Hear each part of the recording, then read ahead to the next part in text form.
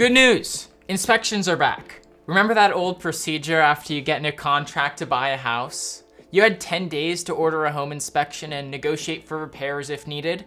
We thought that inspections were a thing of the past, with peak buyer demand of 2020 and 2021 guaranteeing that any home would get multiple offers and end up in a bidding war, therefore pushing all prices up and forcing needy buyers to drop contingencies if they really wanted to get the house. Many people chose to drop inspections, albeit a risky move because at that point, how do you truly know what you're buying? But many of us threw up our hands and said, nonetheless, there are 20 other offers here. I'll take the risk. What else can we do to win? However, over the past few months, we have drastically seen the landscape change in the market. A wise guy somewhere said, and it wasn't me, you don't know where the top of the market is until it has already happened. Now, there are a lot of voices commenting on this. Michael Burry, Dave Ramsey, Nadia Evangelou, saying the market is going to crash, the market is not going to crash, and every other prediction in between. So today, we're going to take a second, take a breath, and parse through the data to see what is going on. Hi everyone, I'm Bruce Bradbury, realtor with Keller Williams in the Seattle metropolitan area. I represent my buyers and sellers, and I get them great deals on real estate, and I have a data-focused approach to strategizing their next steps in the market. If you like this kind of content, subscribe to the channel, leave any kind of comment down below, and hit the notification bell so that you never miss an update from me.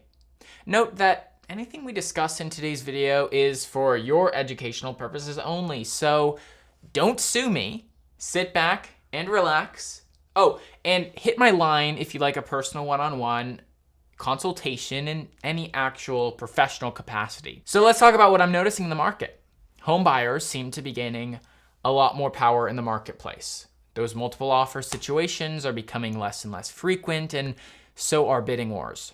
This begs the question, well, what is going on? Two main factors affect housing demand, so we're going to talk about those. The first is mortgage interest rates. And for the past few years, the Federal Reserve has set its interest rate to rock bottom to stimulate the economy and make it cheaper for people to borrow money. This had an effect on home buyers who could get a mortgage in the 3% range, sometimes 2.5%, making it way easier to afford a home. Because of this, the pool of buyers grew to record proportions. The second factor that impacts housing demand would be inventory. And historically, inventory has actually been quite low, as there have been more people in the United States needing homes than homes being built. So already, not enough homes to meet demand prior to 2020, and then add on the increase in active buyers due to the accessibility of cheap money, pricing goes through the roof. There. We're up to speed with what has occurred in the market over the past 2 years. So let's actually talk about recent history.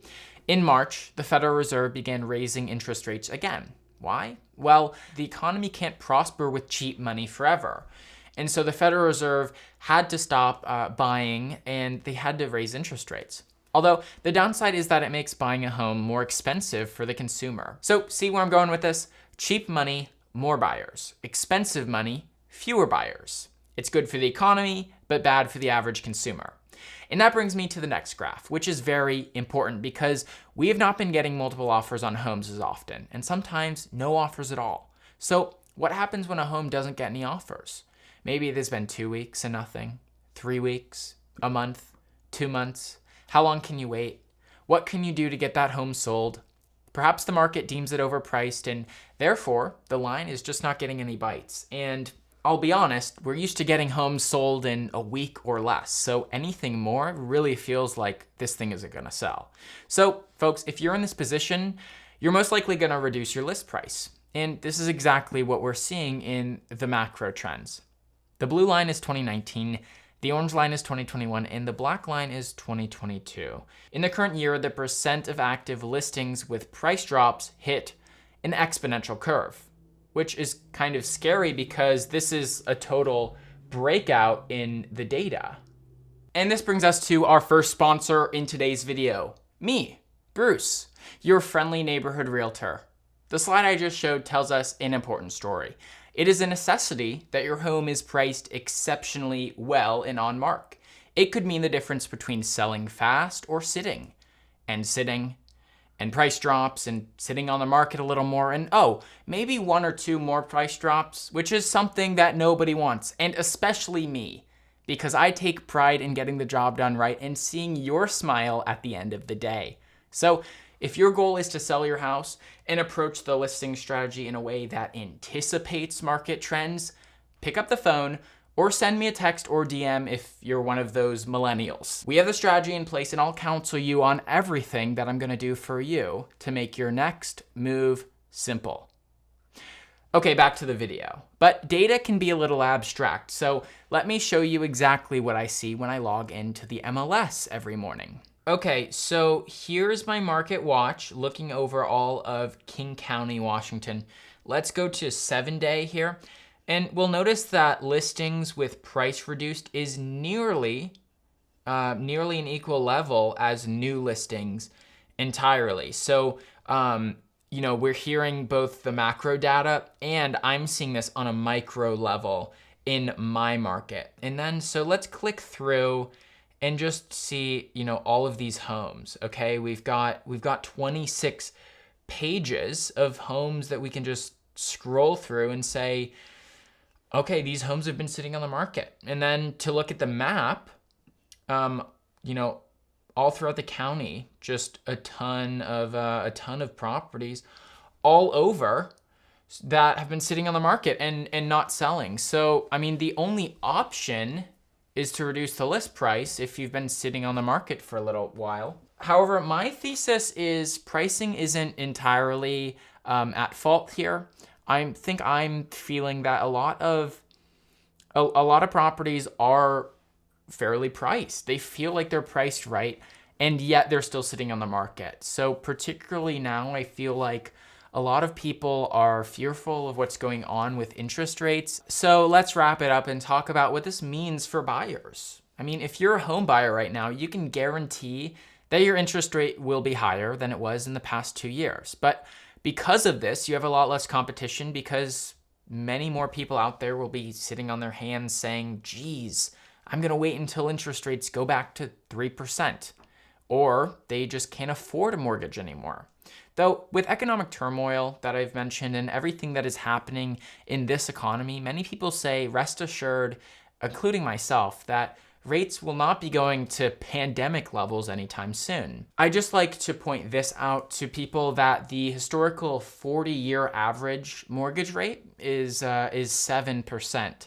So right now, when we're sitting at 5.3%, we're really getting a good deal on the historical average. But just because rates were so low in the pandemic, we become kind of accustomed to that's how things ought to be. Another key factor that we are looking at is inflation. Go back and watch my July 13th video on the latest CPI report for the month of June. And in the video, we saw that the inflation data came in at 9.1% in the most recent read. The Fed has to keep raising rates in order to try and tamper down inflation. For us to go back to the buyer now, the buyer has a lot more pull in this kind of market. However, it is interesting to note what a buyer's market, what a seller's market, and what a balanced market are in technical terms. So in technical terms, we're talking about inventory here and inventory levels. So let's just turn to my screen here, and let's get a market report. Okay, let's actually go to Fast Stats, and most recent June 2022. We're going to select 98004. Which is actually my primary market that I'm working in Bellevue. So we're seeing the local market update for June, and I'll be making another video just about this kind of data. But anyway, just wanted to show you inventory of homes for sale. Right now, 39. So this time last year, June of last year, was 18 days of inventory for homes for sale. And now we're at 39. So that is over 100% increase. And basically what that says is if no more homes came on the real estate market, then it would take 18 days for all of those houses that are on the market to sell. And this has to do with, the law of supply and demand, right? Inventory levels are still very constricted, especially in Seattle, where you can't really build.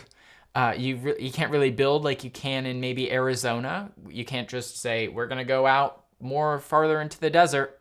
Can't really do that because we're constricted by geography. So we've been in a seller's market, right? A seller's market is when the seller has more leverage and has more pull in the negotiating process because there's more demand than meets supply, right? And we say that it's going to be a seller's market until we've hit about 6 months of inventory. And note here, dude, we're at 39 days.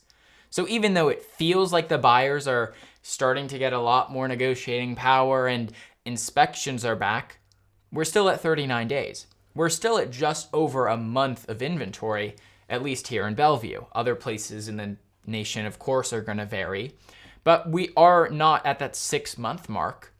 And they say after the 6-month mark, it turns into a balanced market until about 7 or 8 months. And then after 9 months is a buyer's market, which is when there's more supply than demand. So the buyer has a lot more power in negotiating and leverage and can really take their time and decide which house they want to go with.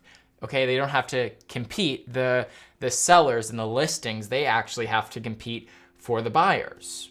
Seller's market, balanced market, buyer's market. And actually where we are in technical terms. In technical terms, we're still in a pretty deep seller's market, but I think it's just shifted because, the difference between a week and a month is really different for inventory. So, when homes are going to sell in a week, the sellers have a lot of negotiating power. And when they've been on for a month, well, not as much, but they still do have negotiating power. I had a buyer just last 2 weeks ago. We did get an inspection, and we actually checked off some boxes and negotiated for repairs. So we actually got some money back and things fixed from the inspection report, which a few months ago, that would have been crazy to try and negotiate for as a buyer. So if you're the only offer on a house, you have more leverage. You can order the inspection, you can keep your contingencies, you can haggle on your price a little bit. You can say to the seller, look, I know you're going to reduce the list price soon anyway, so I'm going to try and offer you $100,000 less than your asking price. And who knows, maybe the seller accepts that offer. All right, all in all, it's a pretty new precedent in the market. That's it for today. Again, I'm Bruce, and if you want a data-focused real estate agent, someone that will be on your side negotiating based upon the most current information, then pick up that phone and give me a call at 503-705-3725, and I would be happy to represent you on either your next home purchase or your next home sale.